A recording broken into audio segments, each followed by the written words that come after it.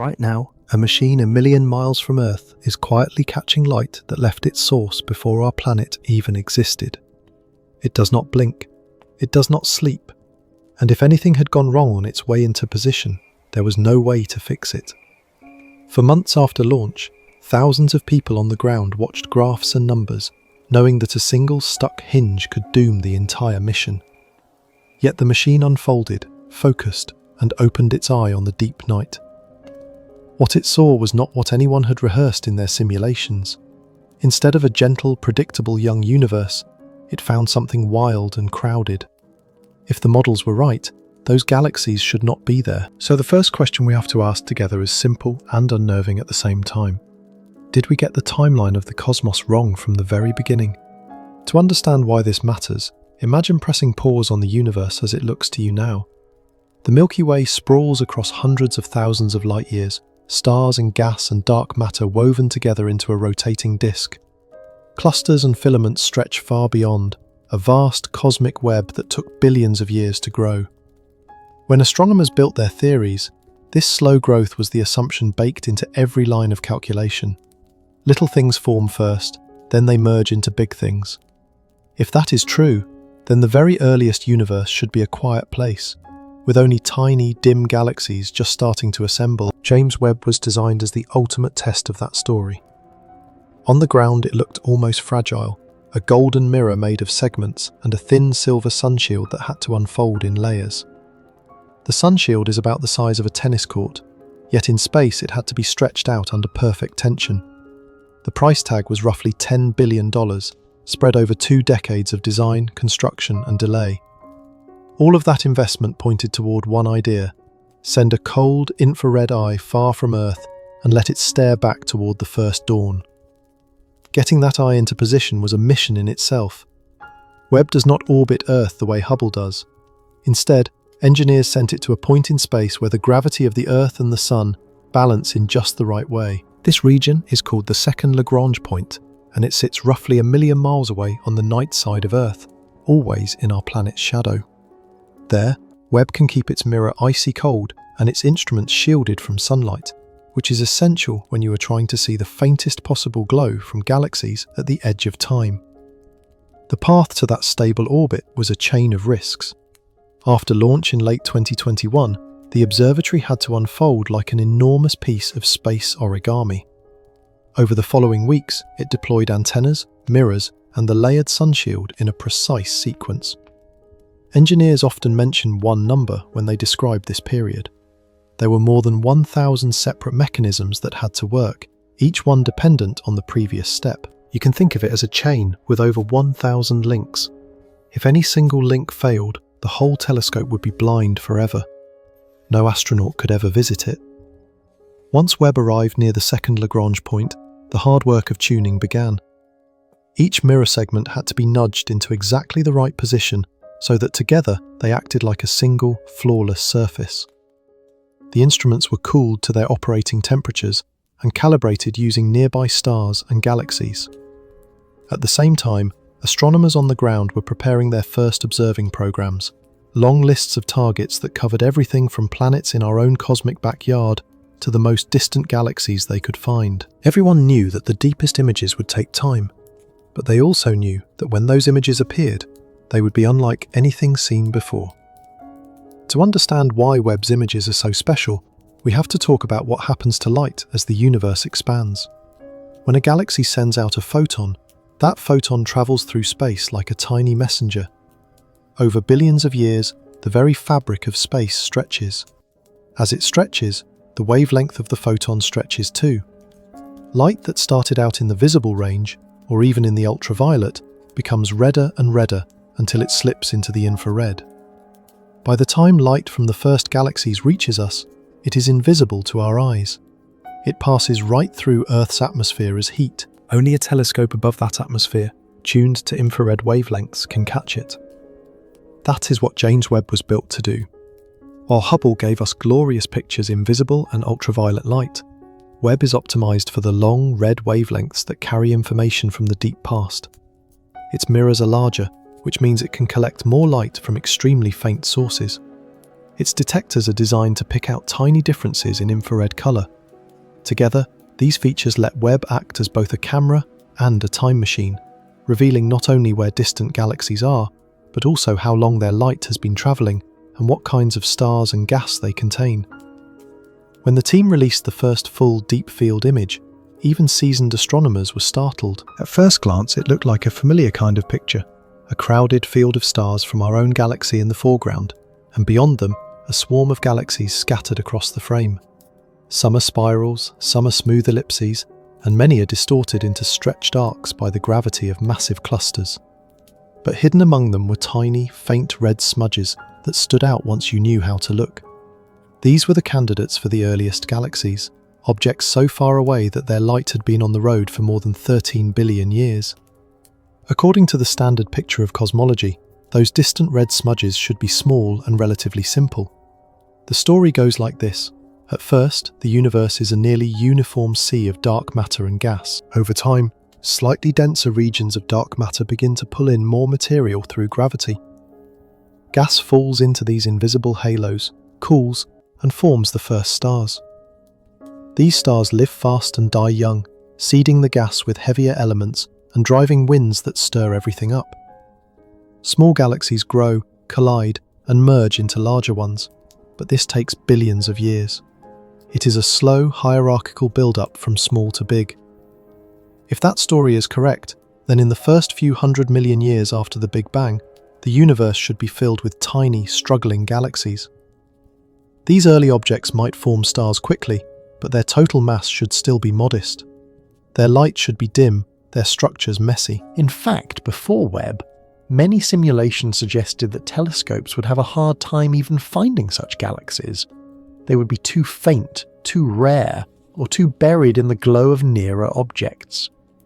When astronomers wrote their proposals, they expected a long, careful search just to assemble a small sample. Webb did not behave the way those expectations assumed. Instead of a long hunt, the very first deep fields turned up galaxies that seemed to jump out of the data. They were compact, very bright in the infrared, and appeared at redshifts that correspond to incredibly young cosmic ages. Some of them seemed so massive and so luminous that at first, researchers wondered if they were making a mistake in their analysis. Perhaps the distances were wrong. Perhaps some contaminating source was fooling the instruments.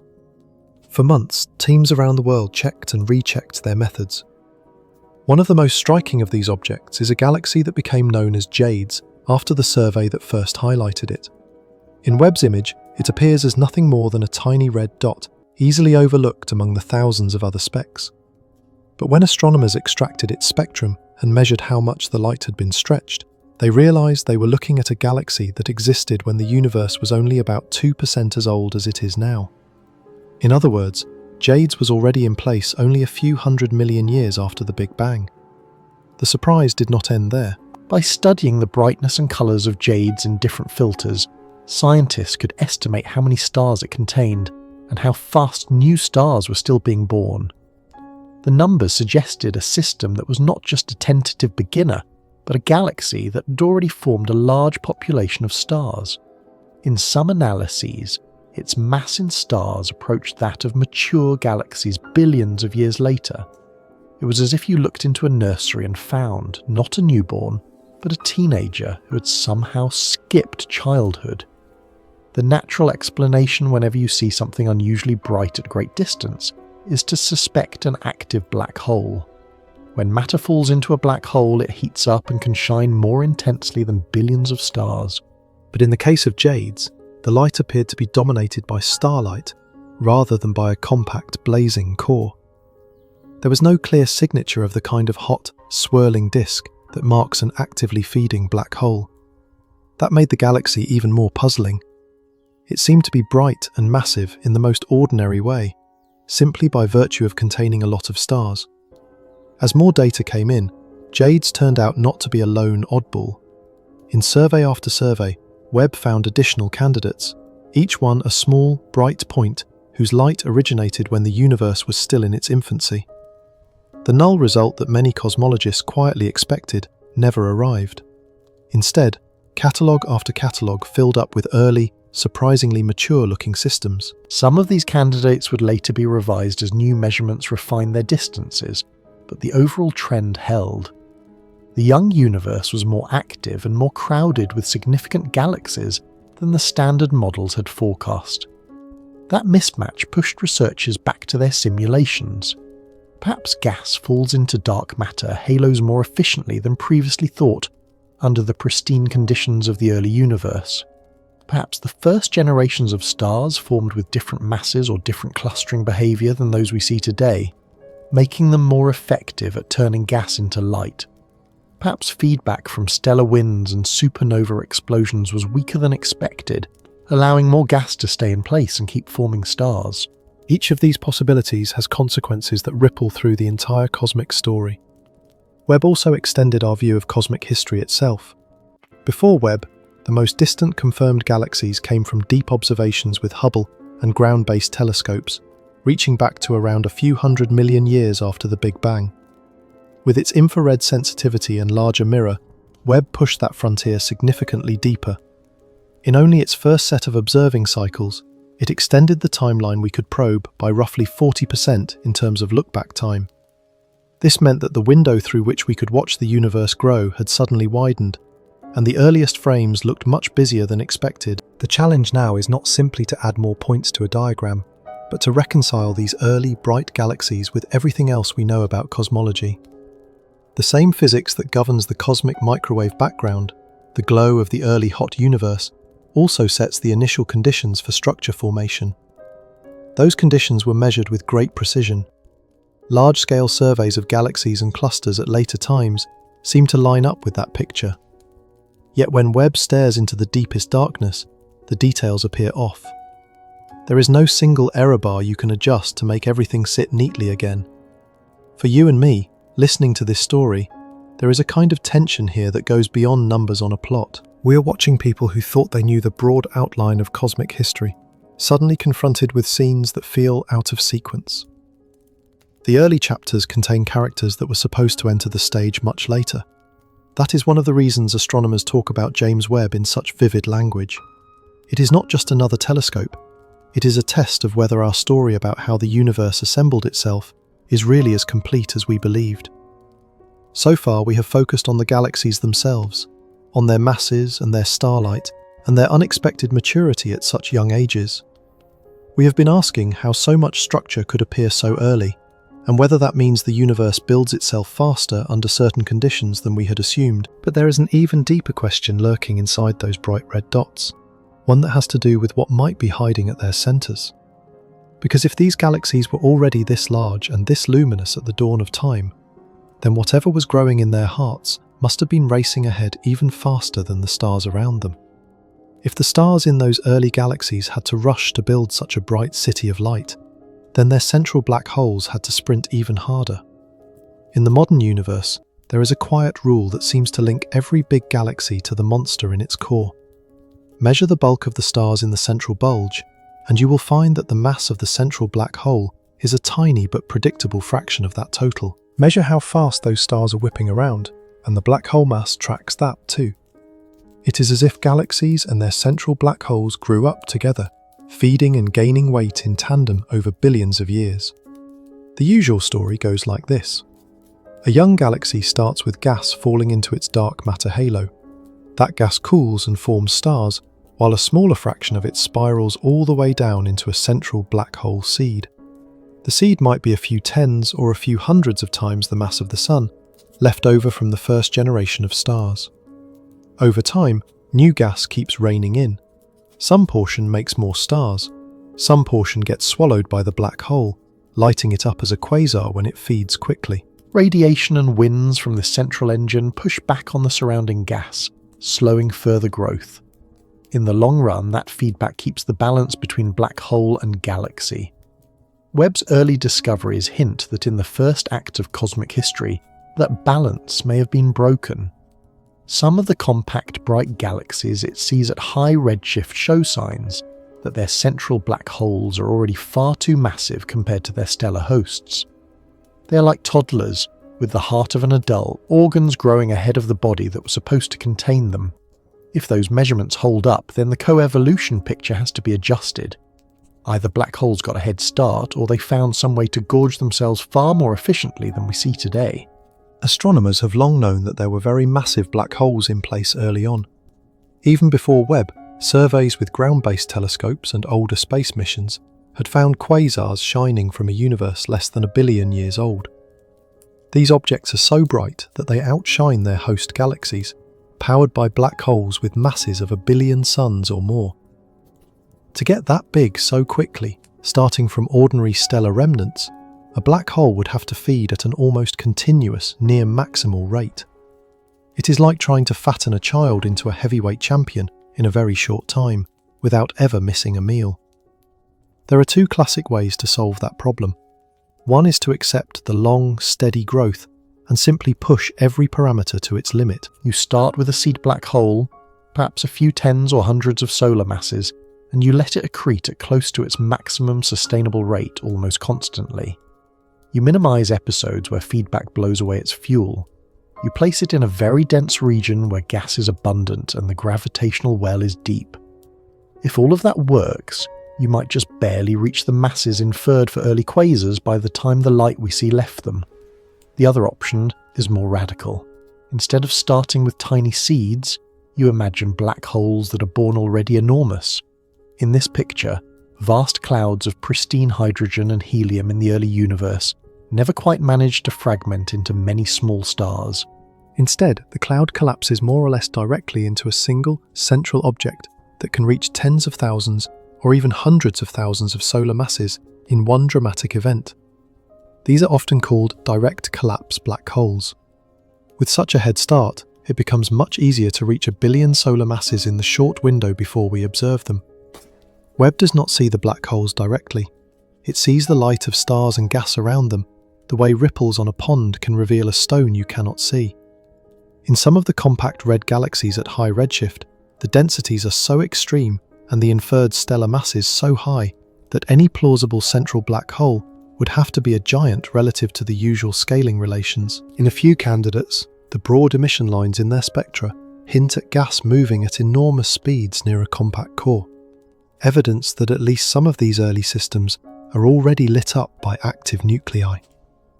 At first glance, direct collapse black holes sound like a tidy solution. They give you big seeds without violating the rules of normal stellar evolution. They are especially attractive in the pristine conditions of the early universe, where gas has not yet been enriched with heavy elements that would make it easier to fragment.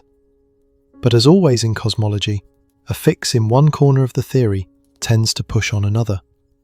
Direct collapse requires very specific environments where cooling channels are limited and external radiation fields keep gas from breaking into small clumps. You can engineer those conditions in simulations, but it is not yet clear whether the real universe produced them in the right numbers and locations.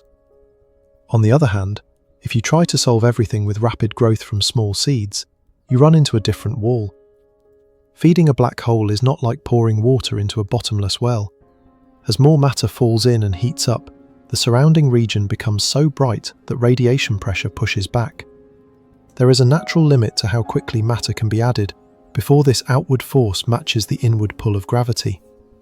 Astronomers call this the Eddington rate. You can overshoot it for short periods, but to grow by many orders of magnitude in less than 1 billion years, you would need either long stretches of super efficient feeding or some new, more exotic physics. This is where the cosmic web enters the story in a more concrete way. The early universe was not a simple, uniform soup. It already had a skeleton of invisible dark matter filaments. Gas flowed along these filaments, streaming into the knots where proto-galaxies formed. If a young galaxy sits at the junction of several such filaments, the fuel supply for both star formation and black hole growth can be enormous. In high-resolution simulations, you can see cold streams of gas plunging directly toward the center, feeding not just the galaxy, but the very heart of the black hole. Webb's observations begin to hint at this kind of environment. Some of the brightest early galaxies do not live in isolation. They appear in small groups and along elongated structures that look like early versions of the filaments that later stitch together clusters of galaxies. In these regions, the density is higher, mergers are more common, and fresh gas is constantly being delivered. If you wanted to build a monster black hole in a hurry, this is where you would set up shop.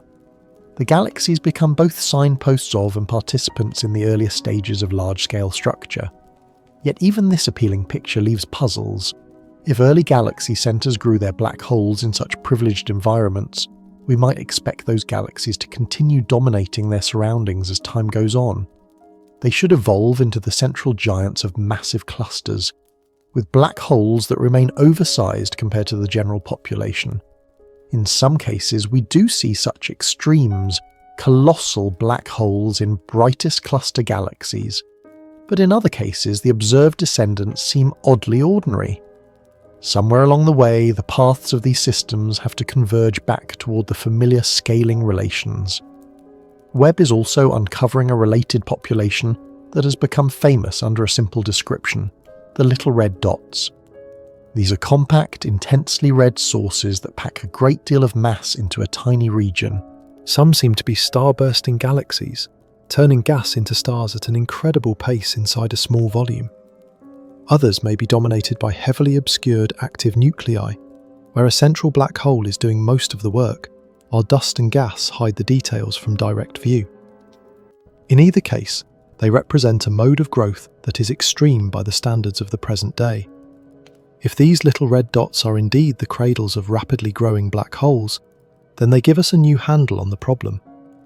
By measuring their spectra, their variability, and their environments, astronomers can begin to sort out how often such intense growth episodes occur and how long they last. They can estimate how many direct collapse candidates are needed versus how much can be explained by gas-rich mergers and stochastic feeding. Each new observation tightens the bounds on the models, cutting away explanations that no longer fit. There is also the question of feedback, the pushback from the black holes themselves. When a quasar beams energy into its surroundings, it can drive winds that sweep gas out of the central regions of a galaxy and even into intergalactic space.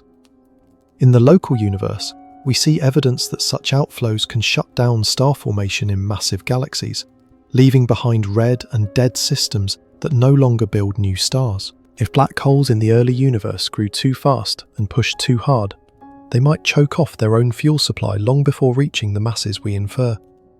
Here again, Webb offers both clues and contradictions. Some early galaxies show signs of strong outflows, with gas moving at hundreds or thousands of kilometers per second away from their cores. Others look surprisingly calm, with star formation still raging despite the presence of a central engine.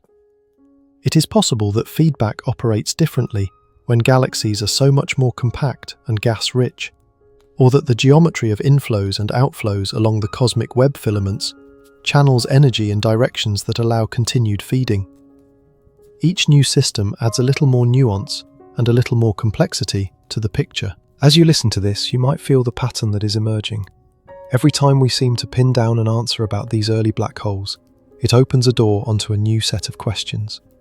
Direct collapse solves the timing problem, but raises doubts about how often the universe can arrange such special conditions. Rapid growth from small seeds respects our understanding of stellar remnants, but strains against the limits of radiation pressure. Filamentary feeding explains fuel supply, but complicates the future evolution of galaxies that should then remain unusual forever. Underneath all of this, there is a deeper tension. The same telescope that reveals these oversized black holes and compact star-bursting galaxies also strengthens our confidence in the overall framework of cosmology. Webb's measurements of galaxy clustering, of the distribution of mass on large scales, and of the chemical enrichment of the universe mostly support the prevailing picture of a cosmos dominated by dark matter and dark energy. The broad strokes still look right. It is in the details, at the level of how gas cools, collapses, and feeds the hearts of galaxies, that the mismatch appears. For now, astronomers are living in a kind of productive discomfort. They are torn between models that have served them well for decades and new data that whisper that something important is missing. It might be that the missing piece is fairly mundane, a better treatment of turbulence in gas, or a revised understanding of how radiation couples to the dense environments near black holes. Or it might be that these early monsters are pointing toward a more radical shift, one we cannot yet clearly see. To find out, we need different kinds of evidence, signals that do not just come from the steady glow of galaxies, but from the most violent events the universe can stage. When you want to catch the universe breaking its own rules, you do not look at quiet, steady light. You look for the moments when nature loses its composure. You watch stars tear themselves apart, jets of particles move at nearly the speed of the light, and shock waves crash through clouds of gas and dust. In those brief flashes, the usual balances are destroyed, and the underlying physics has to reveal itself in a raw and amplified way. If the laws that govern matter and light ever changed across cosmic time, these are the places where we would notice first. So after following Webb through the slow growth of galaxies and black holes, we turn now to the most violent events the cosmos can stage and ask a simple question.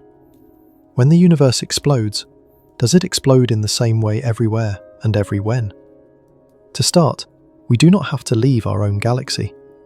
In the constellation of Cassiopeia, there is a cloud of twisted filaments and knots known as a supernova remnant. It is the expanding debris of a massive star that blew itself apart a few centuries ago, long before telescopes were common, and long before astrophysics even had a name. The first observers who noticed something unusual in that region of the sky saw only a faint star that was not there before. Today, telescopes across the spectrum reveal an intricate shell of gas racing outward, heated to millions of degrees and threaded with magnetic fields. You might think that the explosion itself is gone forever, that we only have its lingering embers, but light has a peculiar way of recording events in more than one channel. When a supernova goes off, its light does not just stream in a straight line to Earth. Some of it scatters off sheets of dust elsewhere in the galaxy. Those scattered paths are longer, so the light arrives later. From our point of view, we see faint arcs and rings of illumination that appear long after the star has died. These are called light echoes, and they are, in a very real sense, reruns of the original blast. Webb's infrared eyes are especially good at seeing these echoes. Dust that is cold and nearly invisible in visible light glows in the infrared like a faint, warm veil. When a pulse of light from a supernova sweeps through a region, it briefly heats up the dust and makes it shine more brightly.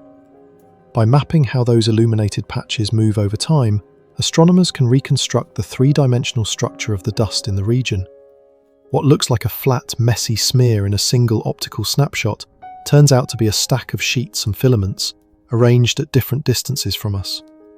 This is not just an artistic trick. The exact way the light echoes move and fade depends on the speed of light, the scattering properties of dust grains, and the geometry of the environment. When scientists model these echoes and compare them with observations, they are testing whether the physics of light and matter behaves exactly as expected. The match is remarkably good.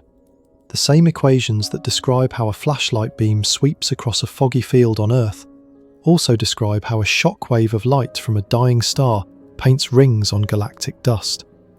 If you hold that image in your mind, a series of expanding circles of illumination on invisible sheets, you are already doing the same kind of geometric thinking the researchers do. Now imagine taking the spectrum of that echoed light, splitting it into its component colours. Because we are seeing the same event from slightly different angles and with different delays, we can compare the echoed spectra to the spectra of modern supernovae of the same type. The fingerprints of elements like oxygen, silicon and iron line up in detail. The timing of the brightening and fading matches the radioactive decay chains we know from laboratory physics. It is as if the universe is kindly replaying an ancient explosion so that we can check once again whether any of the underlying rules have drifted.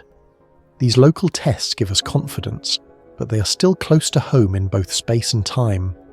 To really push our luck, we have to look much farther away, to explosions whose light has been travelling toward us for more than 12 or 13 billion years. Among the most powerful of these are gamma-ray bursts. For a few seconds or minutes, a single gamma-ray burst can outshine every other source in the observable universe. They are the sharpest, brightest beacons we have, and that makes them perfect probes of the distant past. Gamma-ray bursts come in at least two broad flavours. Long bursts, which can last tens of seconds, are usually linked to the deaths of very massive stars that collapse into black holes while launching jets of matter at nearly light speed. Short bursts, which flicker for less than 2 seconds, are often associated with collisions of neutron stars or a neutron star and a black hole.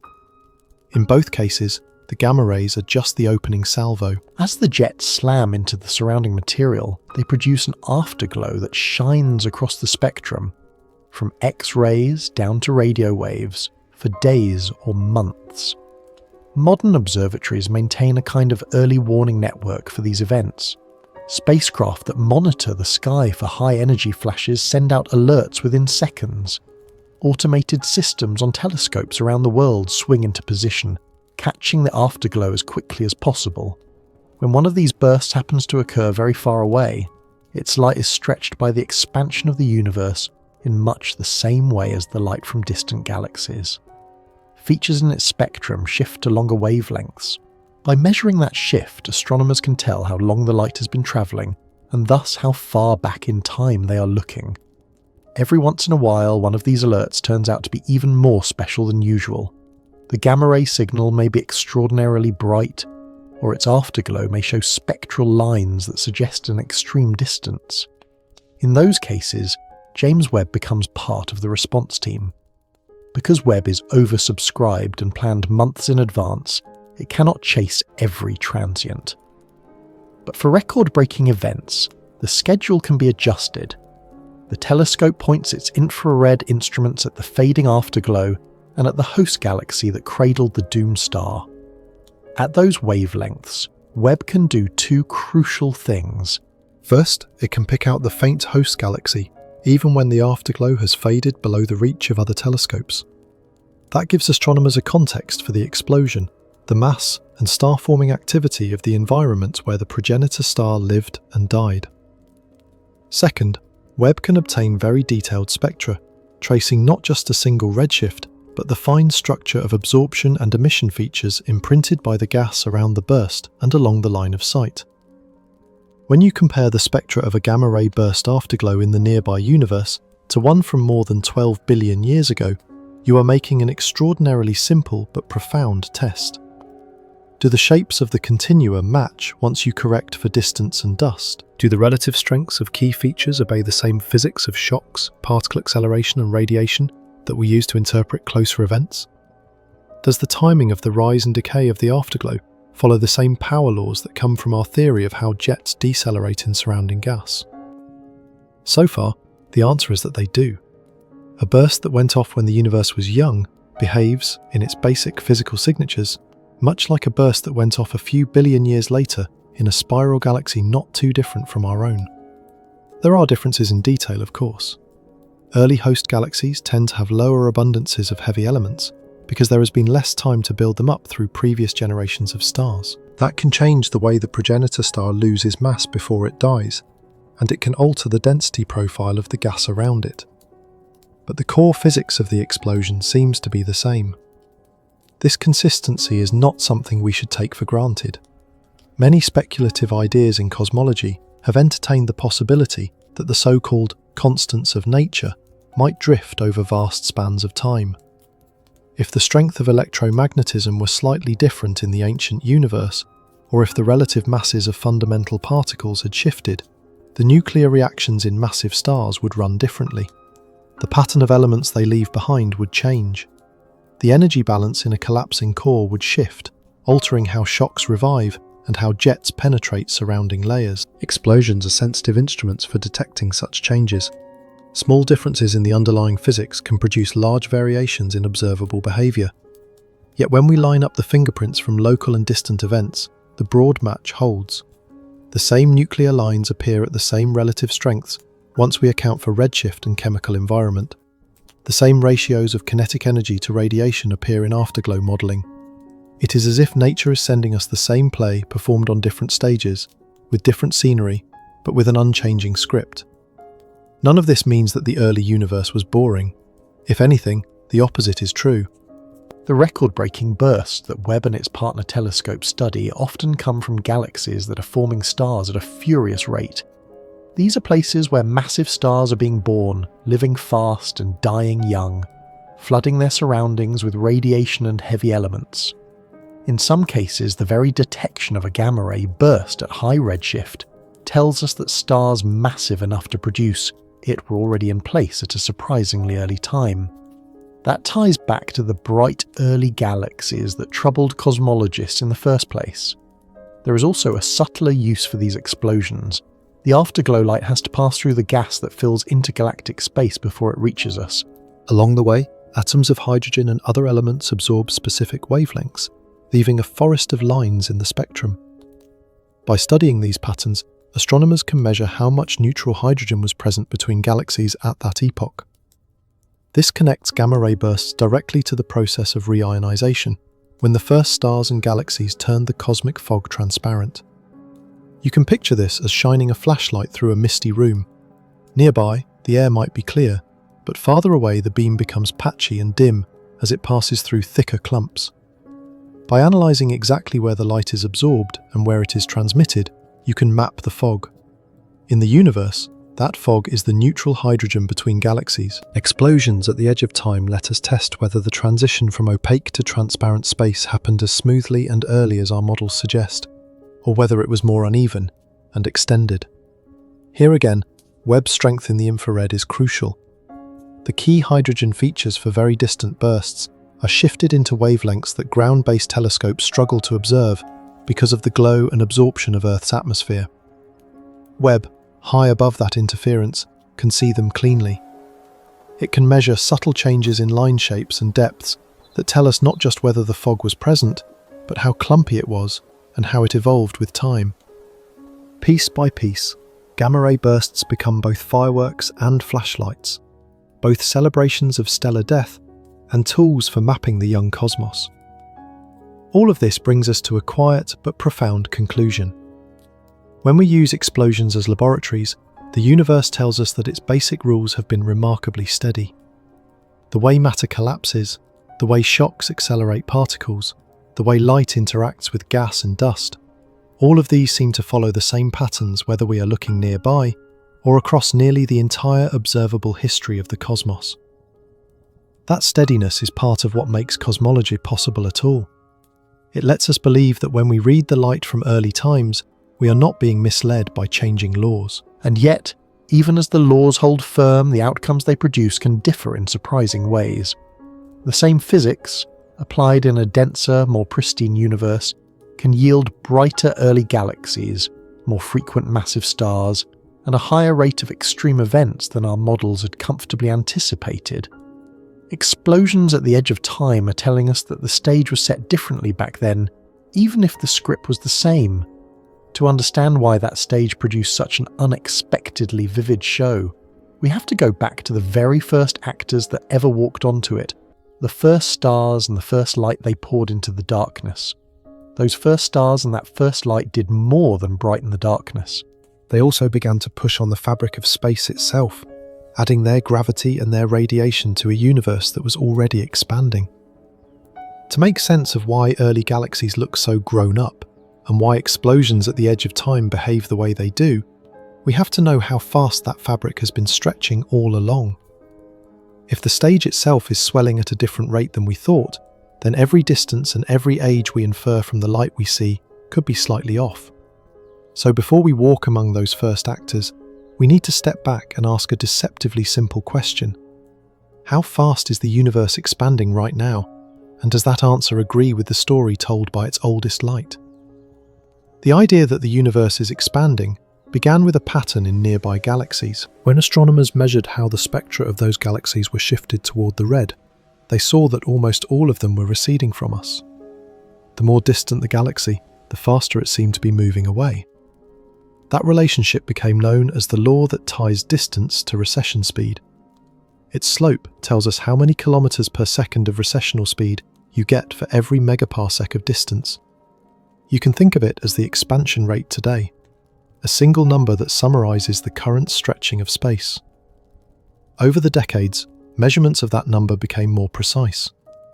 Observers built what they called a distance ladder. At the bottom rung are objects close enough that we can measure their distance through geometry alone, such as parallax. Higher up are stars called Cepheid variables, whose pulsation period is tightly linked to their true brightness. By comparing that inherent brightness to how bright they appear, astronomers can infer their distance. Even higher up are Type 1a supernovae, stellar explosions so uniform in peak brightness that they can be used as standard candles out to hundreds of millions of light years. Each rung of the ladder depends on calibrating the one below it. You need to know the distances to some Cepheid stars directly in order to turn them into reliable distance markers. You then need Cepheids and supernovae in the same galaxies to tie those two methods together. Finally, you count on the assumption that physics does not change from one galaxy to another, so that the same rules apply everywhere. It is an intricate chain of logic and observation, and for years it seemed to converge on a consistent value for the expansion rate today. Meanwhile, a very different method was developing, one that does not rely on individual stars or galaxies at all. The cosmic microwave background is the afterglow of the hot, dense, early universe, released when the cosmos was only a few 100,000 years old.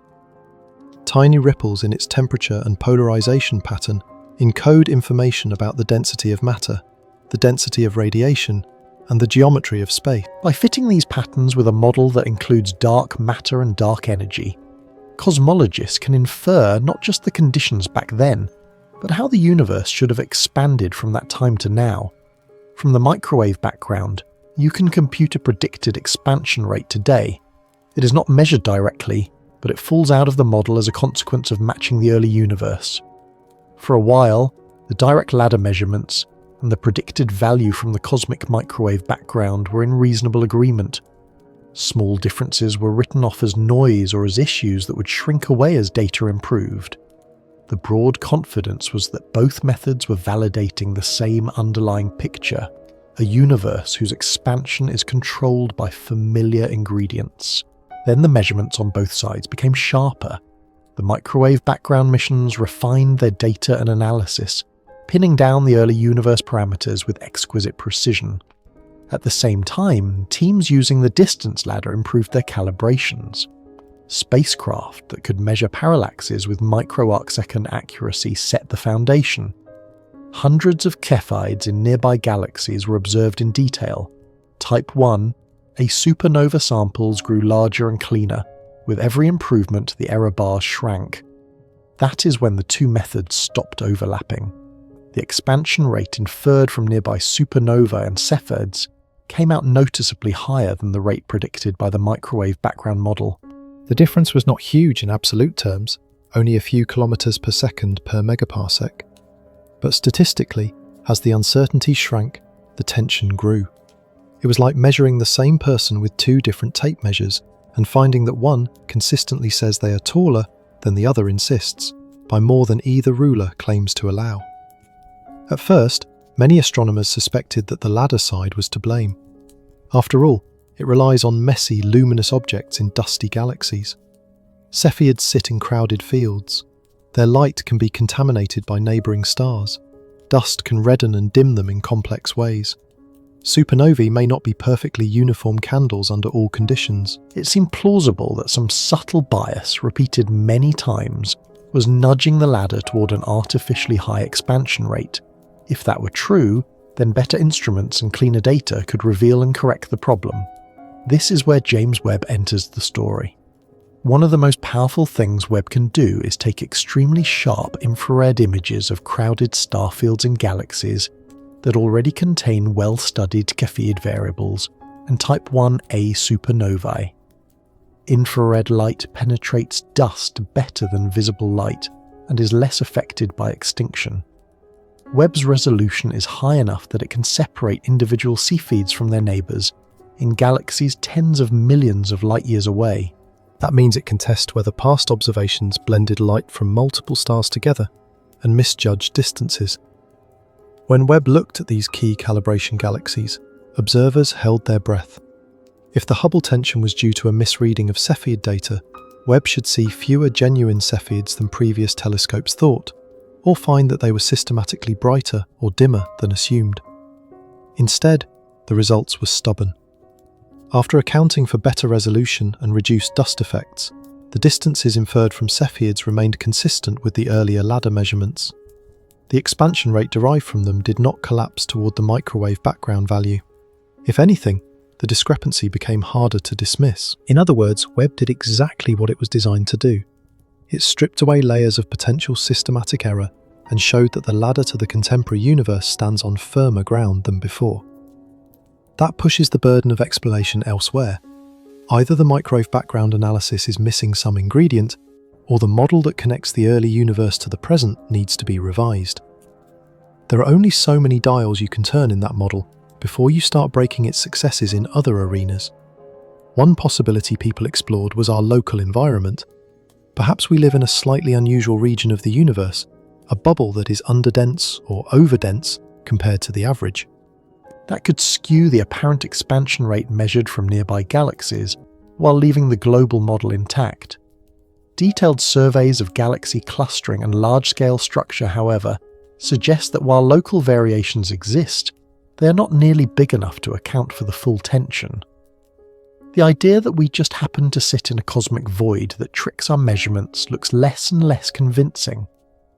Another option is that dark energy, the mysterious component that drives the acceleration of cosmic expansion, might evolve in time in a more complex way than our simplest models assume. In the standard picture, dark energy behaves like a constant energy density that fills all of space. Its effects grow as the universe expands, but its properties do not change. If instead dark energy had a different strength in the past than it does now, or if it interacts with dark matter in subtle ways, that could shift the predicted expansion rate today, without wrecking the fit to the cosmic microwave background. More exotic ideas go further, and ask whether the equations of gravity themselves might require modification on large scales. General relativity has passed every test we have thrown at it in the solar system and in binary pulsars. It describes how black holes bend light and how gravitational waves propagate. But it is always possible that on the very largest scales, or over billions of years, some correction becomes important. If gravity pulls a little differently across cosmic voids and clusters than we think, that could leave fingerprints in the expansion history. Every one of these possibilities faces a hard constraint. Any change you make to save the Hubble tension must also preserve the stunning agreement between theory and observation in other measurements. The same model that predicts the expansion rate today also predicts the growth of structure over time, the statistics of gravitational lensing, the abundances of light elements from primordial nucleosynthesis, and more. It is like trying to adjust one scene in a film without disrupting continuity in every other scene that connects to it. Some creative edits survive scrutiny, many do not. While theorists juggle these options, observers continue to look for independent ways to measure the expansion rate that do not rely on Cepheids or the cosmic microwave background. One approach uses galaxies and galaxy clusters whose acoustic oscillations from the early universe imprint a characteristic scale in their distribution. Another uses strong gravitational lensing, where time delays between multiple images of a distant quasar can be turned into a yardstick for cosmic expansion. Each method comes with its own quirks and sources of uncertainty, but together they help triangulate the truth. For Webb, the role in all of this is both focused and profound. By refining the ladder calibration, it has made it much less likely that plain observational sloppiness is responsible for the tension. It also contributes to other probes, such as detailed mapping of lensing galaxies and better characterization of the environments of supernova. It cannot by itself decide between a changing dark energy field and a modified gravity theory, but it can squeeze the space in which those ideas live, ruling out the ones that do not match the data. If you step back, there is something almost unsettling about the situation. On the one hand, the overall cosmological model still works impressively well. It explains the broad distribution of galaxies, the patterns in the microwave background, and the success of nucleosynthesis calculations. On the other hand, when we ask the universe a very direct question about its current expansion rate, it gives different answers depending on whether we listen to its oldest light or its more recent beacons. The disagreement is not enormous, but it is too persistent to ignore. You might wonder whether this is just a temporary annoyance, a bump that will flatten as more data arrive. It might be. Science has a long history of tensions that vanish when some hidden bias is revealed. But there is another possibility that keeps many cosmologists awake at night. Sometimes, persistent discrepancies of this kind have heralded deeper revolutions. The mismatch between the orbit of Mercury and the predictions of Newtonian gravity nudged Einstein toward general relativity. The failure to find the luminiferous ether pushed physics toward the theory of special relativity. Tiny cracks can widen into new foundations. Right now, we are hovering in that uneasy in-between state. The evidence is not yet overwhelming enough to force a radical change, but it is also not weak enough to dismiss. Webb's sharp view has moved the needle toward taking the tension seriously. The question becomes what other lines of evidence we can bring to bear, especially ones that tie the expansion history to the properties of early galaxies and stars. Because if the universe is expanding differently than we thought, that shift should echo in how quickly the first structures formed and how fiercely they lit up the dark. In that sense, the Hubble tension is not an isolated puzzle. It touches everything we have seen so far in this journey, from the unexpectedly mature galaxies at cosmic dawn to the gamma-ray bursts that illuminate intergalactic gas. The expansion rate sets the cosmic clock. Change the tick of that clock, and you change how quickly black holes can grow, how fast filaments can draw matter together, and how early the fog between galaxies can clear. To see whether those early chapters really fit a revised timetable, we need to watch the rise of the first light sources themselves and trace how they transformed the universe around them. Those first light sources were not polite guests. They did not simply appear and glow quietly. They ripped apart the very medium that filled space, carved bubbles in the cosmic fog, and left chemical fingerprints that still stain galaxies today. When we say the universe went from dark to light, we are not talking about flipping a switch in a calm room. We are talking about a storm of radiation so intense that it tore electrons away from atoms across vast distances. Right after the Big Bang, the universe was hot, dense, and filled with a smooth mixture of light and matter. As it expanded and cooled, protons and electrons combined to form neutral hydrogen. The cosmos became transparent, and the afterglow of that moment is what we see today as the cosmic microwave background. But transparent does not mean bright. For hundreds of millions of years, there were no stars, no galaxies, just a slowly cooling, gently clumping gas permeated by dark matter. Inside that gas, gravity worked patiently. Dark matter halos formed first, invisible wells into which hydrogen and helium gas began to fall. Most of the time, that gas had to cool before it could collapse further and make stars. Cooling in a pristine universe is tricky. With no heavy elements, the gas had fewer ways to radiate away energy. That made the birth of the first stars a delicate process, sensitive to details of density, turbulence, and the faint traces of molecular hydrogen that could help the gas shed heat. The stars that eventually formed in those first halos are called Population 3 stars, B. They were born from gas that had never been polluted by previous generations of stellar death. No carbon, no oxygen, no iron, only hydrogen and helium, plus a dash of lithium. Theory suggests that such pristine conditions favour stars that are much more massive than the ones that form today. Instead of a few times the mass of the Sun, many of them may have reached tens or even hundreds of solar masses. Massive stars live fast and die young. They burn through their nuclear fuel in only a few million years and end their lives in powerful supernova explosions or direct collapse into black holes. While they live, they pour out intense ultraviolet radiation. That radiation is energetic enough to ionize hydrogen, stripping electrons from protons. When enough population 3 stars light up across the universe, they begin to punch holes in the neutral hydrogen fog that once filled space. Over time, individual bubbles of ionized gas grow, merge, and eventually clear the universe of most neutral hydrogen. This is the era of reionization. For years, reionization was a largely theoretical chapter in cosmic history. We saw hints of it in the way the spectra of very distant quasars were absorbed. At some redshifts, the hydrogen along the line of sight seemed almost fully opaque. At slightly later times, it appeared patchy and then mostly transparent. That suggested that reionization was a gradual, messy process, not a single sharp transition. But those hints were coarse. They told us roughly when the fog lifted, not exactly who lit the fires or how fiercely they burned. James Webb is changing that. With its sensitivity to faint distant galaxies in the infrared, it is now cataloguing the very populations of galaxies that likely drove reionization. When Webb looks at galaxies from the first few 100 million years, it can measure not just how bright they are, but how their light is distributed across different wavelengths. From that, astronomers can infer their star formation rates, their ages, and their chemical compositions. Together, these clues reveal how efficiently those galaxies turned gas into light that could ionize the surrounding cosmos. One of the striking findings is that many early galaxies seem to be unusually efficient at forming stars.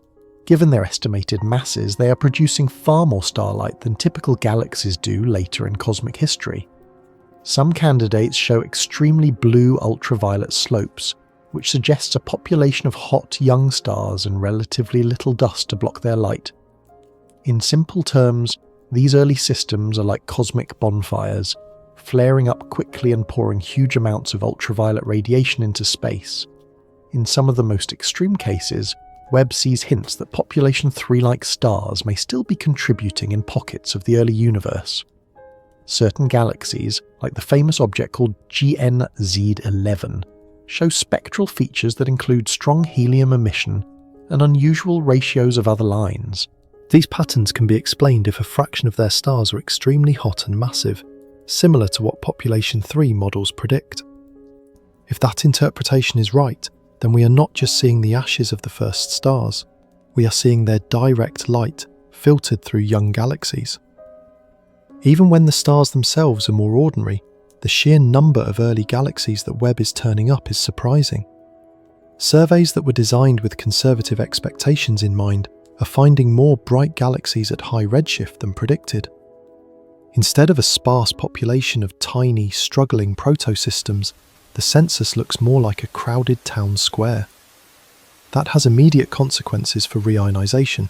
If there are more galaxies, and if they are more efficient at making stars, then the ultraviolet photon budget rises dramatically.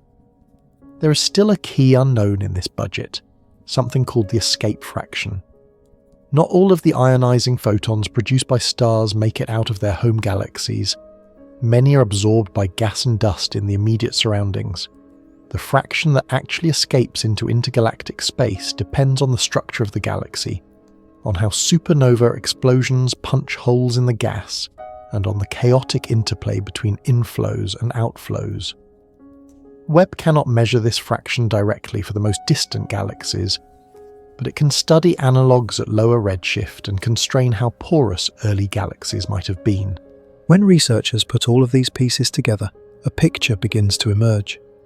The universe likely reionized through a combination of numerous small galaxies and a minority of more extreme, highly efficient systems.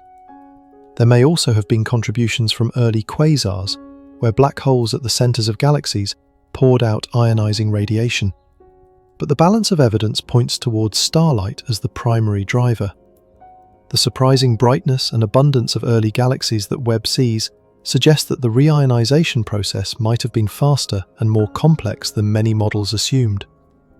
If reionization happened more rapidly, that ties back to the tension in early galaxy formation. A universe with a rich population of star-forming systems at very early times fits the Webb data, but strains against previous expectations based on simulations tuned to older observations.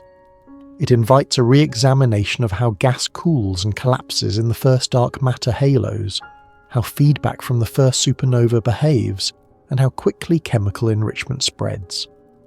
Adjusting those knobs is not just an academic exercise, it changes how we interpret every distant galaxy we see. Chemical enrichment itself is another thread Webb is pulling. By taking spectra of early galaxies, it can measure the relative abundances of oxygen, nitrogen, carbon, and other elements. These ratios tell a story about how many generations of stars have lived and died. Some of the furthest galaxies Webb studies already show significant amounts of heavy elements, implying that multiple rounds of star formation have occurred by the time we see them. That is another hint that star formation must have started early and proceeded vigorously. There is a subtle but powerful feedback loop here. The first generation of massive, metal-free stars blows heavy elements into surrounding gas. Those elements change the cooling behavior of the gas, allowing it to fragment more easily and form less massive stars. Less massive stars live longer, contribute different patterns of feedback, and build up a different spectrum of light. They also seed their environments with dust, which changes how light escapes. Webb is catching galaxies at different points along this transition, letting astronomers watch how the character of star formation evolves in real time across cosmic history. For you and me, it can be helpful to visualize this as a kind of cosmic dawn cityscape.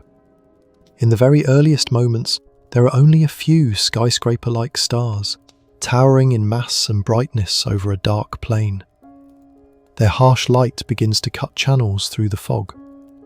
As time passes, more buildings go up.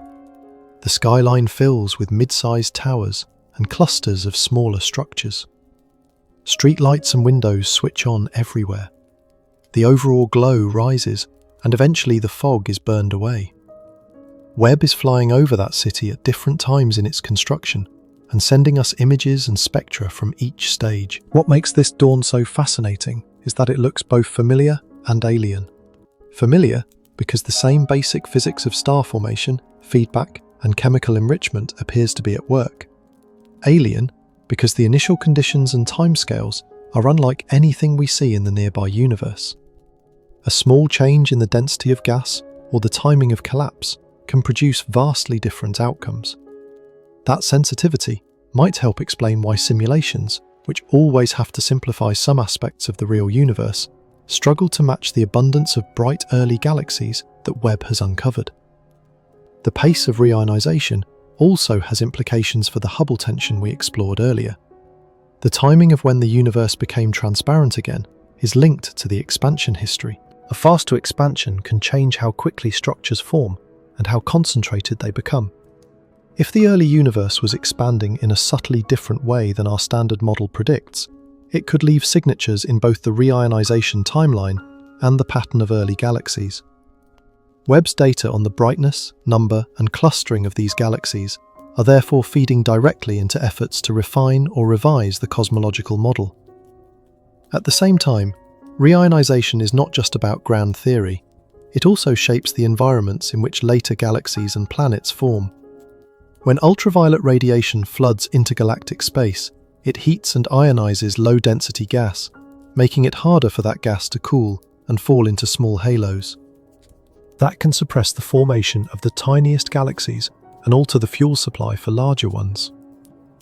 In a very real way, the violence of the first light sources sets the terms on which later cosmic generations, including our own, will live. Webb is beginning to glimpse the edges of this influence. In some fields, it sees pockets where galaxy formation seems delayed or suppressed compared to neighbouring regions. These could be areas where reionization hit early and hard, stripping gas from potential future galaxies. In other regions, rich clusters of early galaxies hint at zones where the fog lifted later, or where gas flows along filaments, kept supplying fresh material despite the radiation background. The patchwork nature of the dawn is starting to come into focus. As we put all of this together, one theme keeps echoing. The first stars and galaxies were not delicate ornaments gently decorating a passive universe. They were engines that transformed it, chemically, thermally, and dynamically. Their light carved tunnels through the fog, their explosions seeded space with the elements needed for future worlds, and their collective gravity helped knit the cosmic web into sharper relief. When we look at Webb's images of these early systems, we're not just seeing distant pinpoints. We are seeing the machinery that made a universe like ours possible. Still, there is an important piece missing from this picture. We have talked about the stars and their light, about the gas and its ionization, about the chemical fingerprints that reveal repeated cycles of birth and death. But stars do not form in a vacuum. They condense out of specific structures in the interstellar medium, in clouds whose shapes and motions determine how many stars are born, how massive they are, and where they end up. To really understand how the same physics can produce such different outcomes in the early universe and in our own galaxy, we have to zoom in further. We have to watch the places where stars are still being born today, and compare their intricate structures to the vast patterns we see on cosmic scales. When you look closely at where stars are born today, you see knots and filaments of gas, sheets and pillars and voids, all tangled together in ways that almost feel familiar. It turns out that if you pull your view all the way back to the largest scales the universe can offer, you see a similar kind of pattern. The cosmos is not a random sprinkle of galaxies, it is a woven structure, with threads and intersections and vast empty spaces, a pattern that astronomers call the cosmic web. To understand why early galaxies behave so strangely, and why some of them seem to break every rule we thought they followed, we have to understand that web and how galaxies live inside it. The story starts with dark matter, the invisible component that outweighs normal matter by a large factor. In the early universe, dark matter was not perfectly smooth. Tiny fluctuations in its density, seeded by quantum processes in the very young cosmos, gave gravity something to work with. Over time, slightly denser regions pulled in more material and grew, while underdense regions gave up their matter and became emptier. In numerical simulations, you can watch this happen as a kind of slow cosmic dance. Clumps grow, merge, and stretch into filaments that span tens or hundreds of millions of light years, with enormous voids opening between them. Ordinary matter, the gas that can glow and form stars, falls into this dark skeleton. It streams along filaments like water flowing down mountain valleys, pooling in the deepest intersections where clusters of galaxies will eventually live. At first, most of this gas is still too hot or too diffuse to form stars efficiently. But as it cools and condenses, it feeds the first galaxies and then keeps feeding them over billions of years. In this picture, galaxies are often described as test particles that trace out the underlying dark matter landscape. They shine where the invisible web is thickest. James Webb is beginning to see that landscape directly in the early universe. In some of its deep fields, what looks at first like a random scatter of distant galaxies turns out, on closer inspection, to have structure. Groups of galaxies appear bunched together more tightly than average. Elongated chains of objects line up along preferred directions. Spectroscopic measurements show that many of these clustered systems share the same redshift, meaning they occupy the same slice of cosmic time and distance. Put those pieces together, and you are looking at early versions of the filaments and nodes of the cosmic web. Some of the most striking examples are what astronomers call protoclusters. These are regions in the young universe where many galaxies are forming close together, destined eventually to merge and grow into the massive clusters we see nearby. Webb has identified protostructures at times when the universe was less than 1 billion years old, already hosting dozens of galaxies in tight configurations. The galaxies in these regions are often unusually bright and active, forming stars at high rates and hosting rapidly growing black holes. Environment, even this early, is clearly shaping behaviour. At the same time, Webb is revealing galaxies that seem utterly out of place, even when you account for the Webb. Some are tiny in size, only a fraction of the size of the Milky Way, yet they cram into that volume a mass in stars that rivals much larger systems. Their stars move at high speeds in a tight gravitational grip, and their light profiles drop off steeply with radius. These ultra-compact galaxies are like cosmic cities built upward instead of outward, all skyscrapers and no suburbs. In the nearby universe, galaxies with that kind of density are rare and usually relics of violent histories. Other galaxies break rules in the opposite direction. They have relatively modest stellar masses, but appear to house active black holes that are far too massive for their size when judged by the usual scaling relations. Their central engines are overachievers compared to the surrounding stellar population. When you plot these systems on the diagrams that normally show a neat correlation between black hole mass and galaxy bulge mass, they sit well above the main trend. It is as if someone skipped ahead in the instructions for building a galaxy nucleus and bulked up the core before finishing the rest. To make sense of these oddities, astronomers rely heavily on simulations. Modern cosmological simulations track billions of particles of dark matter and gas as they evolve under gravity and hydrodynamics. They include recipes for how gas cools and forms stars, how those stars explode or shed winds, and how black holes accrete and inject energy back into their surroundings. When tuned correctly, these simulations can reproduce many features of the galaxy population we see at more recent times. Spiral galaxies, ellipticals, clusters, and voids all emerge from the interplay of relatively simple rules. But when the same simulations are pushed back to the earliest epochs that Webb is now surveying, cracks begin to show. They tend to underproduce the number of bright galaxies at very high redshift. They struggle to create enough ultra-compact massive systems without overdoing feedback and blowing them apart. They have trouble building oversized black holes without also overheating the surrounding gas and shutting down star formation too early. Adjusting one part of the recipe often breaks another. Increase star formation efficiency and you get brighter early galaxies, but you might also end up with too many massive galaxies later on. Soften feedback and you can leave more gas available for early growth, but you risk creating systems that are too dense and too old by the time the universe reaches its current age. Part of the problem is sheer complexity. Gas in galaxies does not move smoothly. It is turbulent, clumpy, and threaded with magnetic fields. It shocks and cools and collapses in ways that are difficult to capture with finite resolution. Star formation itself happens in dense clouds on scales much smaller than a typical simulation can resolve directly. So modelers build subgrid recipes that try to capture the average behavior of these small-scale processes. The question is whether those recipes, tuned to match nearby galaxies, are still valid in an environment that is denser, more pristine, and more rapidly evolving. Webb is providing exactly the kind of data needed to stress test these recipes. By measuring not just the total brightness of galaxies, but their sizes, shapes, and detailed spectra, it gives simulators a rich set of targets. For example, Webb can estimate how concentrated a galaxy's light is, whether its star formation is spread out or centrally peaked, and whether its stars are arranged in disks, spheroids, or irregular clumps.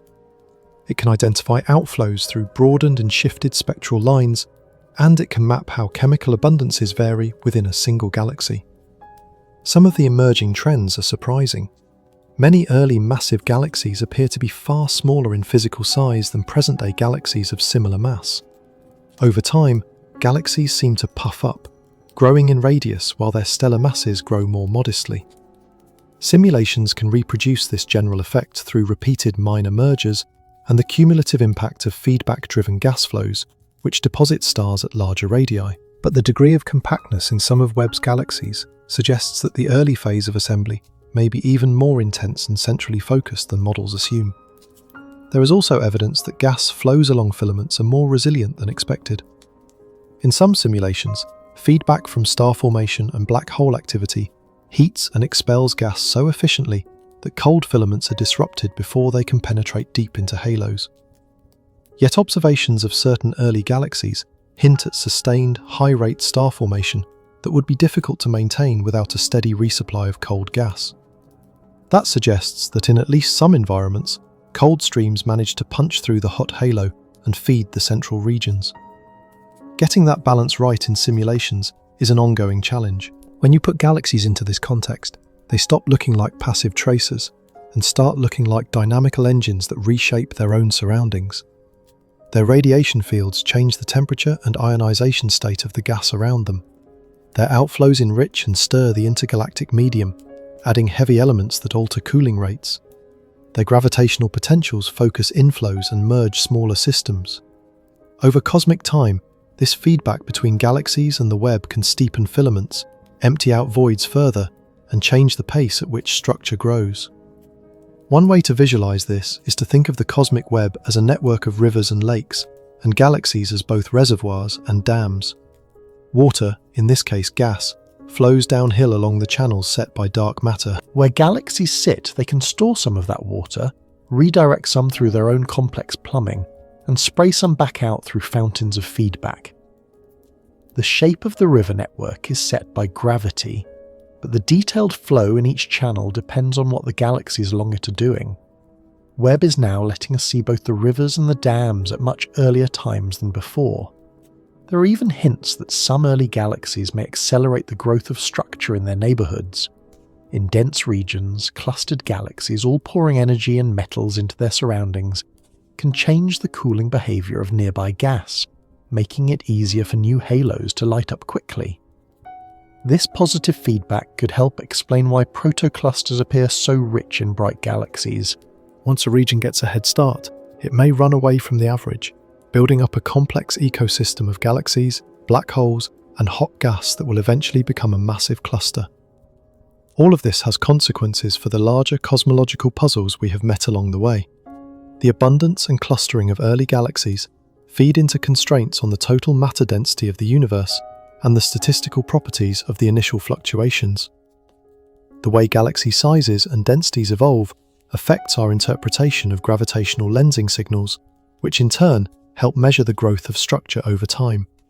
If our recipes for galaxy physics are off, then some of the inferences we draw about dark matter and dark energy from galaxy surveys could be biased. Webb's detailed portraits of early rule-breaking galaxies are thus not just curiosities, they are calibration points for the entire framework.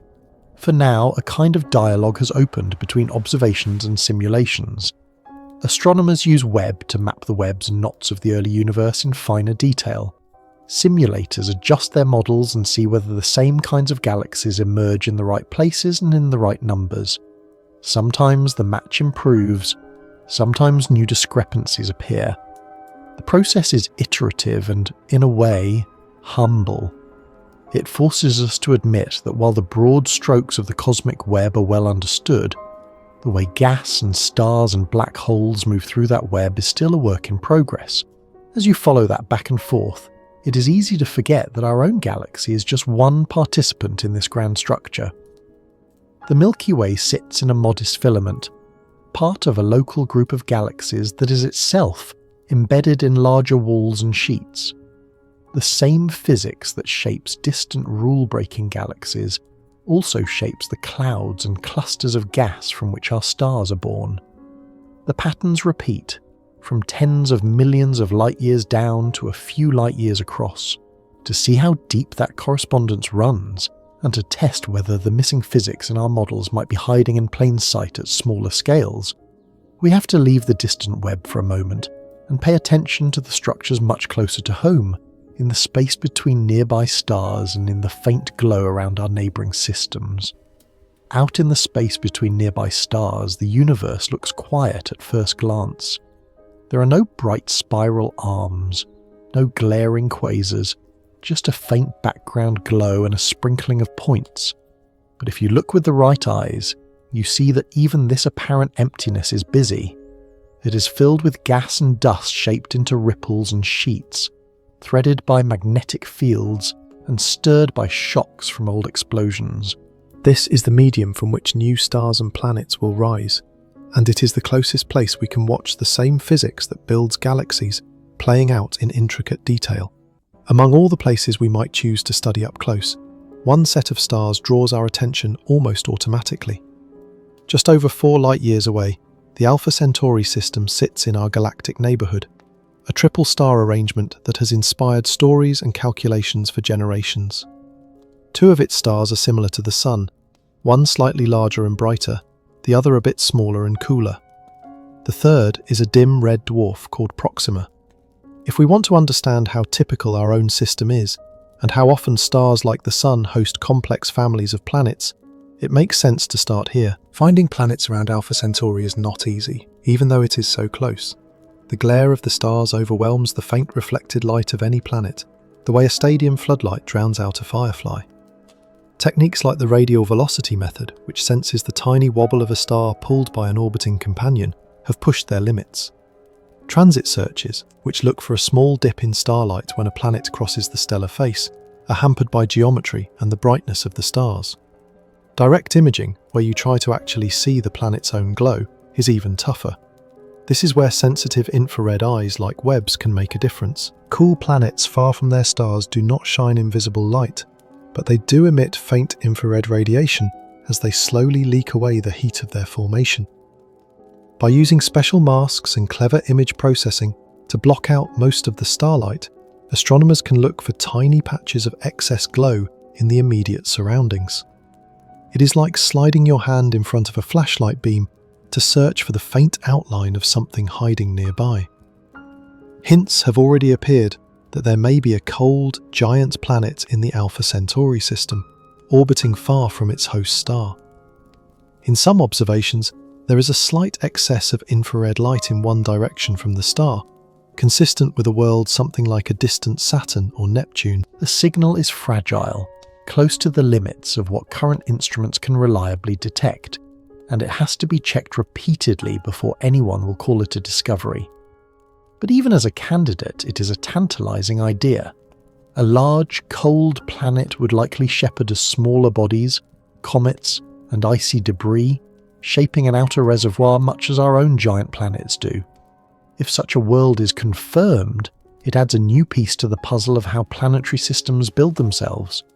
Giant planets at wide separations can sculpt disks of gas and dust, influence the delivery of water and organics to inner rocky planets, and stabilize or destabilize orbits over billions of years.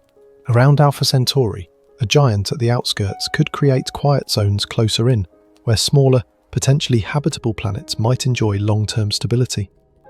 When we look at that system, we are not just curious about one planet. We want to know whether there are niches where life could arise, and how those niches are carved out by the interplay of gravity, gas, and time. Webb and other observatories are also mapping belts of dust and debris around nearby stars, the faint leftovers of planet formation. These belts glow in infrared as tiny grains absorb starlight and re-radiate it as heat. In some systems, the belts are smooth rings. In others, they are warped, clumpy, or split into multiple components. Subtle asymmetries can hint at unseen planets, whose gravity herds dust into arcs and gaps. Each ring and ripple is a fossil of formative processes that also operated in the ancient disks that surrounded the earlier stars in the universe. To connect these local laboratories to the larger picture, we have to look beyond individual systems and into the general interstellar medium, the gas and dust that lies between stars in our own galaxy. For a long time, this medium was treated as a kind of featureless background, a reservoir of material that occasionally condensed into clouds. Now, with high-resolution infrared views from Webb and careful studies of light echoes from supernova, a different picture is emerging. The gas is not arranged in random blobs. It is layered into sheets, crisscrossed by filaments and punctured by cavities and bubbles carved by past activity. Take a star-forming region like the Orion complex. In visible light, it shows bright nebulae and dark lanes where dust blocks the starlight behind it. In the infrared, much of that dust becomes transparent, revealing deeper structures. Webb's images show long, thin filaments of dense gas snaking through the region, converging onto hubs where clusters of young stars are forming. Surrounding these filaments are shells and arcs where winds and radiation from massive stars have swept the gas into intricate shapes. What once looked like a single cloudy patch now looks like an elaborate network. These shapes are not just cosmetic. The thickness and density of a filament determine how easily it can fragment into clumps that will collapse into stars. Observations suggest that many filaments share a characteristic width related to the balance between gravity pulling inward and turbulence pushing outward. Where filaments intersect, the density rises and the rate of star formation peaks. In a sense, these intersections are the small-scale equivalent of the nodes in the cosmic web, places where flows converge and complexity multiplies. The forces that sculpt these clouds are many. Turbulence, driven by past supernova explosions and stellar winds, stirs the gas on a wide range of scales. Magnetic fields thread the medium, guiding motions in some directions more than others. Gravity pulls on dense pockets, trying to make them collapse, while pressure from warm gas pushes back. The result is a dynamic, constantly evolving environment where structures can appear stable for a while and then be shredded or compressed as new waves pass through. Supernovae play a particularly dramatic role. When a massive star ends its life, the blast sends a shockwave into the surrounding gas, compressing some regions and clearing out others. Light echoes trace the path of the radiative pulse, but the mechanical impact can last much longer. Webb's ability to see both the dust that glows as it is heated and the gas that emits characteristic spectral lines allows astronomers to map these shocks in 3 dimensions. They can see exactly which filaments are being squeezed, where new dense knots are forming, and where cavities are opening that will later fill with hot, diffuse gas. As you listen to this, you can imagine the interstellar medium as a kind of weather system on a scale that dwarfs any planet. There are calm regions and stormy ones, long-lived streams and short-lived vortices. Star-forming clouds are like storm systems that briefly organize chaos into coherent patterns. When massive stars ignite at the centers of these storms, they begin to blow them apart, seeding the surroundings with heavy elements and fresh turbulence. This constant cycling is what sets the efficiency of star formation. How much of the available gas actually ends up in stars over a given time? These local insights feed directly into the recipes used in cosmological simulations.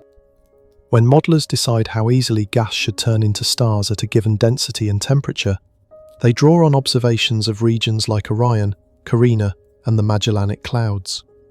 When they choose how strongly stellar winds and supernova feedback should push on surrounding gas, they look at the sizes and dynamics of bubbles and shells in our own galaxy. If the models cannot reproduce the structures we see in these nearby laboratories, it is unlikely they can faithfully capture what happens in the far more extreme conditions of the early universe. Webb is already challenging some of the simplifications that were once common. In some star-forming regions, it reveals much more intricate substructure than expected, with narrow filaments feeding young clusters in ways that suggest focused, efficient accretion. In others, it shows that feedback from young stars can leak out through channels and chimneys, allowing gas to escape without completely destroying the dense cores that continue forming new stars. These details can shift the balance in simulations between rapid, bursty star formation and a more prolonged, gentle mode. Magnetic fields add another layer of complexity. Polarization measurements and Zeeman splitting studies hint that fields are strong enough in many dense clouds to influence how gas collapses and flows.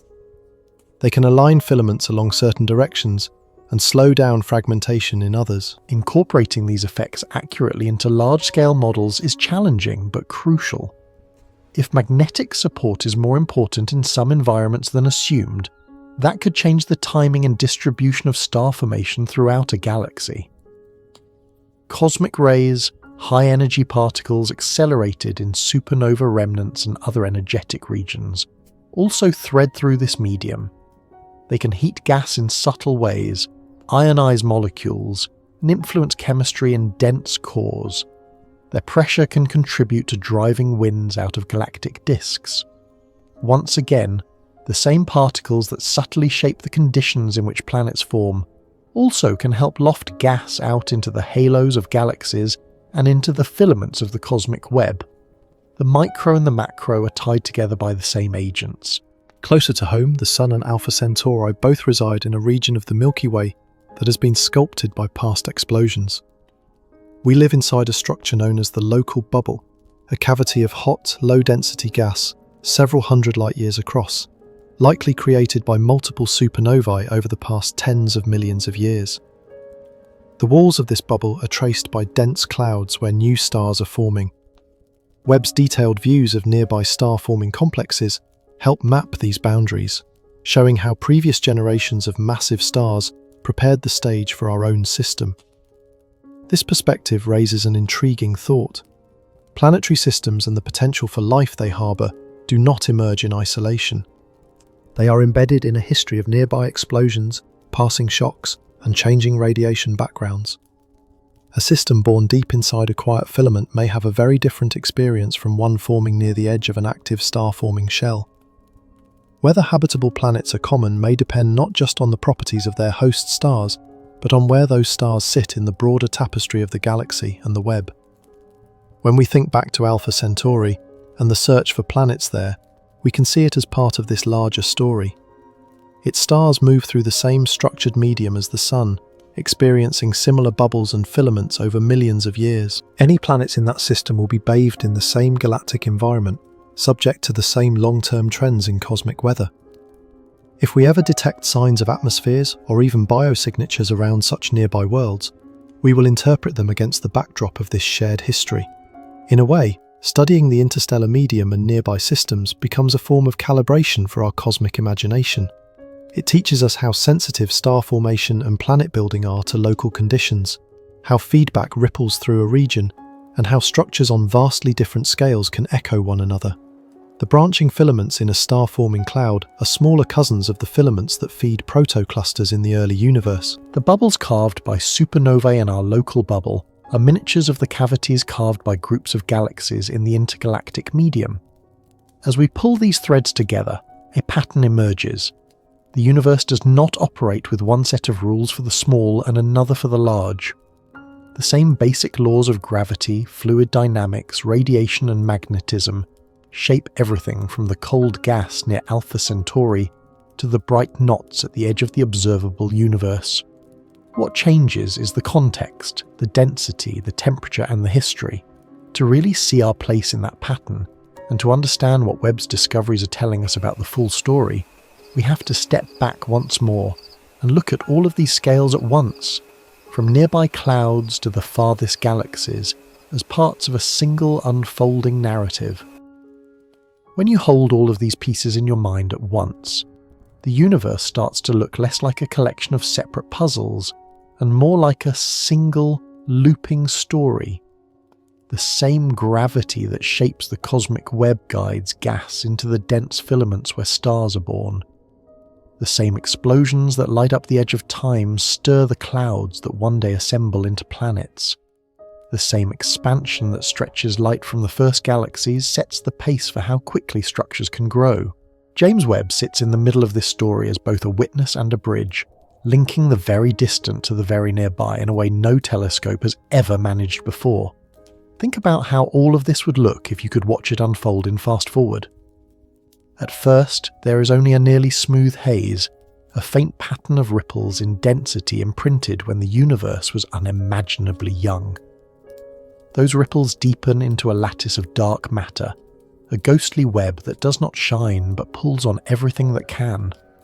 Gas streams along the strands of this lattice and piles up at the crossings. There it cools, fragments, and collapses into the first stars, which flare into life and immediately begin reshaping their surroundings. As the first stars burn out and die, their explosions kick heavy elements into the gas, giving it new ways to cool and new paths to form more complex structures. Galaxies begin to grow in the knots of the web, some quietly, some in violent bursts of star formation. Black holes at their centres awaken and feed, sometimes modestly, sometimes with such ferocity that they outshine their hosts. Radiation from stars and black holes together clears the fog of neutral hydrogen between galaxies and turns the universe transparent. The cosmic dawn becomes a cosmic day. James Webb is tuned to catch the light from that era just as it reaches us. It shows us that the first cities of stars were not sleepy villages, but buzzing metropolises that sprang up far earlier than our expectations allowed. It shows us compact red systems packed with mass, little red dots that may hide rapidly growing black holes. It shows us filaments already in place, protoclusters already forming, a web that is recognisably the same structure we see today, but compressed into a smaller, more intense volume. Every one of those discoveries forces us to ask whether our understanding of how gas moves, cools, and collapses is complete. At the same time, the telescope looks in the other direction in time and distance. It peers into dusty nurseries in our own galaxy, tracing cold filaments feeding young stars and cavities carved by previous generations. It watches light echoes sweep across sheets of dust in old supernova remnants, replaying explosions like delayed recordings. It searches for faint whispers of planets and debris around nearby stars, asking whether the architecture of our own solar system is typical or unusual. The contrast is jarring and comforting all at once. The early universe feels alien in its density and speed, yet the patterns it produces are deeply familiar. One of the quiet lessons in this is that the laws of physics seem stubbornly consistent. Exploding stars on the far side of cosmic history behave in their essential signatures like explosions in our own galaxy. Gamma ray bursts in the first billion years follow the same afterglow patterns as bursts much closer in time. The fingerprints of elements in distant galaxies line up with the lines we measure in laboratories on Earth. That consistency is what lets us treat the universe as a readable record. Without it, the light from early times would be an unsolvable code. And yet, within that reliable framework, the universe keeps finding ways to surprise us. The abundance of bright early galaxies, the apparent head start of some giant black holes, and the stubborn disagreement over the current expansion rate all hint that our picture is missing details that matter. It is not that we picked the wrong basic rules, it is that we may have simplified the game board and the initial conditions too much. Maybe gas in the early universe cooled a bit more efficiently along filaments than we thought. Maybe feedback from the first stars and black holes punched holes and channels in the surrounding gas in ways that open new growth paths. Maybe the way dark energy nudges on space has a subtle twist that only shows up when you compare the earliest and latest chapters side by side. This is where Webb's role as a bridge becomes most important. It does not simply add more dots to existing plots. It connects domains that used to be separate. Its sharp view of Cepheid variables in distant galaxies feeds directly into the measurement of the local expansion rate. Its census of early galaxies and reionization helps constrain how quickly structures must have formed under any viable cosmological model. Its mapping of star-forming regions in the Milky Way gives us boundary conditions for the recipes used in massive simulations of the whole universe. Each of these threads tugs on the others. For you personally, as a human living on a small rocky world around an ordinary star, there is a strange intimacy in this. The heavy elements in your body were forged in ancient stars and scattered by supernovae, not unlike the ones whose light echoes Webb now studies. The cloud that collapsed to form the sun and planets was shaped by the same kind of turbulence, magnetic fields, and shocks we see in other star-forming regions.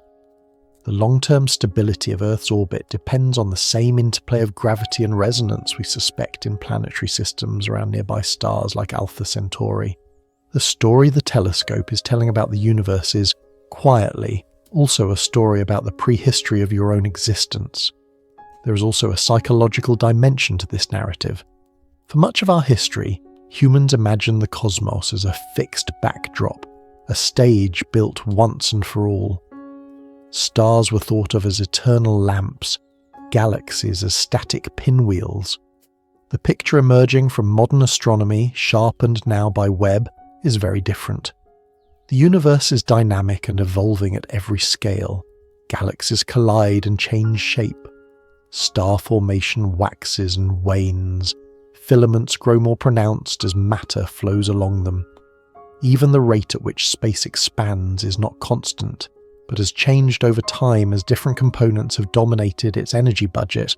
Realizing that we live inside such a changing universe can be unsettling, but it can also be grounding. It means that there is no separate, pristine cosmos untouched by time. Everything is part of the same unfolding process. Our species arrived late in that process, in a galaxy that had already lived through many cycles of birth and death. We are reading a story that is already well underway, yet we have joined it early enough that there are still vast, unwritten chapters ahead. Webb's mission is temporary. Its mirrors will slowly drift out of perfect alignment, its instruments will age, and eventually its fuel for station keeping around the Lagrange point will run low. But the questions it raises are not temporary. What seeded the first giant black holes? Why does the early universe appear brighter and more crowded with structures than our simulations predicted? Does the tension in the expansion rate point toward a new ingredient in the cosmos, or simply a more subtle interplay among the ones we already know? How did the first stars partition their energy between reionizing the universe and enriching it with heavy elements? Future observatories are already being designed to pick up where Webb will one day leave off. Telescopes that can directly measure ripples in space-time from merging black holes across cosmic history will test ideas about how quickly these monsters grew. Surveys that map millions of galaxies in 3 dimensions will trace the web with unprecedented precision and track the growth of structure as a function of time. New arrays that tune into the faint radio signal from neutral hydrogen will watch reionization in real time as bubbles of ionized gas expand and merge. Each of these tools will, in a sense, be reading footnotes in the story Webb has begun to annotate. There is a temptation, when faced with this cascade of instruments and data, to feel as if the universe is an object we will eventually pin down completely. But it is more helpful to think of it as a conversation that will keep changing as we learn. Every new measurement narrows some possibilities and opens others. Every puzzle resolved tends to uncover a deeper, more subtle question beneath it. The discovery of dark energy did not close the book on cosmic expansion. It opened a new chapter whose ending we still cannot see. Through all of this, the most important thing Webb gives us may be something hard to quantify. It offers a sense of scale that is not meant to make us feel small, but connected. When you look at one of its deep field images and realise that almost every speck is a galaxy, you are seeing not just distant islands of light, but different versions of the same processes that shaped our own world. Some of those galaxies will never host life. Some may harbour civilizations that will never know we exist. Many will be eternally silent. Yet all of them are part of the same cosmic experiment in structure and complexity. It can be easy to treat that experiment as something external, a show we watch but do not participate in. In truth, every time we build a new telescope, write a new simulation, or interpret a new spectrum, we are folding ourselves into the story. We are the universe becoming aware of its own history, however briefly and imperfectly. That awareness does not change the equations that govern the expansion of space or the collapse of gas, but it does change what those equations mean for us. They become not just abstract rules, but the grammar of a narrative in which we are both observers and characters. So when you think of James Webb, it might help to imagine less a piece of hardware parked at a distant gravitational balance point, and more a quiet storyteller sitting at the edge of night. It listens to light that has been travelling for billions of years and turns that light into images and spectra we can read. It whispers about galaxies that should not have had time to grow, about black holes that may have been born already enormous, about a universe whose expansion cannot quite make up its mind. It reminds us that the darkness between stars is full of invisible structures, and that our local clouds and distant filaments are variations on the same theme. The tale it is helping us tell is not finished. We do not yet know whether the apparent contradictions will melt away into a more refined version of the current model, or whether they will point toward a deep revision in how we think about gravity, energy, and time. We do not yet know where the limits of complexity lie in a universe whose basic rules seem so simple, and yet whose outcomes grow more intricate the longer it evolves. What we do know is that for the first time in our species' history, we can see enough of the story at once to ask these questions in a serious way. And perhaps that is the most remarkable part of all. On a small world orbiting an ordinary star in an unremarkable arm of a typical galaxy, a species that has only recently learned to use electricity has built a machine that can look back almost to the dawn of everything. That machine is now showing us that the universe is both stranger and more coherent than we imagined. It invites us to keep listening, to keep refining our understanding, and to accept that mystery and clarity can coexist. The sky above you is not just a backdrop, it is a living archive, and we have only just begun to turn its pages.